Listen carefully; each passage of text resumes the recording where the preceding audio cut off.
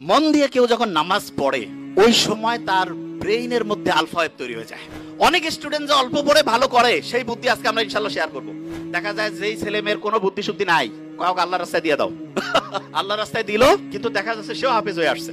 আমরা তাহলে ঘুমাবো ঠিক এশার নামাজের পরে, তাহলে আমাদের ব্রেইনের চার্জিংটা হবে 100 ওয়াটের। কত ওয়াট? 100। আচ্ছা, পড়ার ক্ষেত্রে মোস্ট ইম্পর্টেন্ট ব্রেইনে কোন ওয়েভ দরকার? Alpha wave.